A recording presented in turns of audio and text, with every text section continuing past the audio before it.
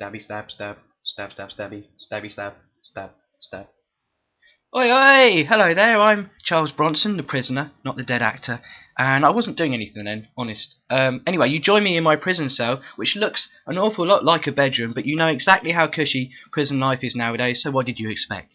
I've been behind bars for 36 years, and the majority of that time was spent in solitary confinement, so it's good to get that rare chance to stretch out and enjoy the space and play with some sharp implements too.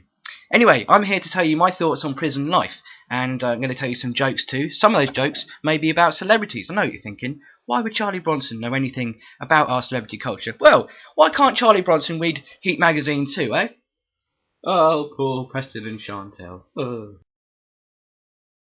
Now, I'm going to tell you some jokes, and some of them are going to be offensive. If you don't like it, then I'll cut you a nice piece of cake instead, because I'm a reformed character and I'm not prone to violence at all. But you just don't look at me in that tone of voice, alright? People complain that life in jail is really relaxed and everything's luxurious, but I don't have that much of a cushy lifestyle in here, really. Not compared to the fucking idiot in the cell next to mine. That cunt is a dyslexic pervert. Yeah, he's a dyslexic pervert. He's got so many privileges, he's been able to turn his cell into a dungeon, but then he ruined it by filling it with M&S gear. When I'm in solitary confinement, I have to shit into a big man-sized potty, which is undignified and unhygienic. I mean, this is offset by the fact that I can throw that potty at prison guards and smear my feces all over the walls, but still. Now, people say to me, Charlie, are you a pessimist or an optimist being in prison? Well, my glass is half full, but it's half full of piss, so it doesn't really tell you anything, does it? Oh well, bottoms up.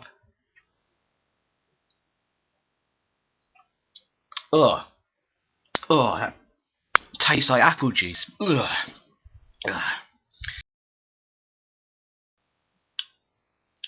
Everyone's aware of my reputation as a hard cunt here in jail, and I am mental, trust me. I've cut other prisoners' arms and legs off. 5 people I've done that to, in fact, and I made them stand all in a line and perform a song and dance with me, yeah.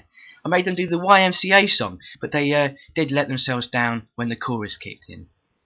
While we're on the subject of limbs, my last cellmate got really angry with me because he had shingles on his arm, so I amputated it. To be fair, it was a bit of a rash decision. You know, one thing I missed when I'm in the can is women. I hear that women have changed over the 36 years I've been inside. Apparently nowadays they all leave their houses wearing very little clothing. There's even a term for those type of ladies, and that is slags, yeah? Slags. Now, apparently these are easy women who won't say no to any man, which, to be fair, sounds like my type of girl. Apparently nowadays there's a bit of an obesity problem in this country as well. So if you combine the two things, an obese slag, that conjures up so many horrible images. I imagine the legs on these large ladies must look a bit like the lump of meat you see at your local kebab shop. Imagine if they fancied a guy, they should probably just walk right up to him and then just start rotating slowly in front of him. Maybe making a bit of a sizzling sound as well. And if they're thinking it through properly, they put a little bit of chili sauce on their thighs too. Now, before I was arrested, I used to be a long-distance lorry driver, just like my mate Eddie Stover. Unfortunately, he often had trouble articulating in front of women, and I was a bit of a maniac, so here I am today. Over the last 36 years that I've been inside, I hear that there are only 2 Beatles left alive. 2!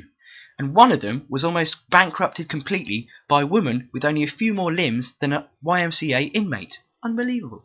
Heather Mills is her name, apparently. Heather Mills. Now, I ain't saying she's a gold digger, but she ain't messing with no broke nigger. And that's because she's a one-legged racist!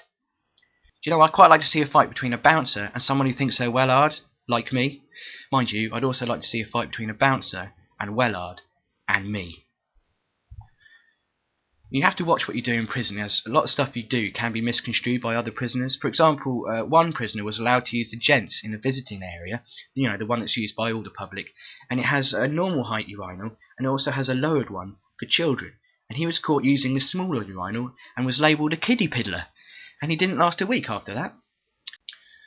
You know, Gary Glitter is on the pedo wing here, that's next door, and he's always complaining, that cunt, right? He always regrets venturing into children's TV as an actor. But, you know, it's obvious it's going to go wrong, he's getting too close to his prey. That famous day when he was captured on Scooby-Doo, we all love that day, don't we? Here is a picture of that. This is a scene where Fred removes his mask, Glitter turns to him and says to him, "I would have got away with it too, if it wasn't for those sexy kids." Now it's been a full 6 months since I bit a prison guard in the face, so the warden has rewarded my peaceful behaviour by giving me a TV to watch in my cell, and now I'm addicted to Dragon's Den. I absolutely love it, but most of all, I love Deborah Meaden. Okay, she's about 75 years old, and she hasn't got where she is today by smiling, and she's got a face like a melted testicle, but I love her. I really fucking love her. You know, it's hard to keep up with the news when you're pretty much always in solitary confinement, so you learn to love the past rather than the present. That's why every time I get the opportunity, I like to read the newspaper that's still living in the 80s. Here it is, the Daily S Express.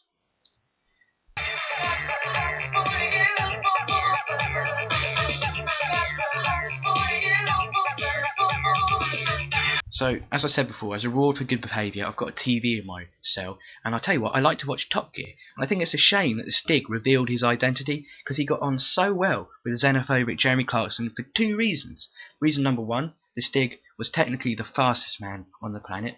Reason number 2, he's also technically the whitest man that Jeremy Clarkson knows as well. So basically, they got on like a house on fire, albeit a house full of Germans on fire. By the way, did you know the German version of the test driver is called Stig Heil? So Pete Townsend was arrested, and he was brought to this prison for questioning, and one of my fellow inmates saw him. He had to go up to him and ask him that question. He said, Pete, is it true?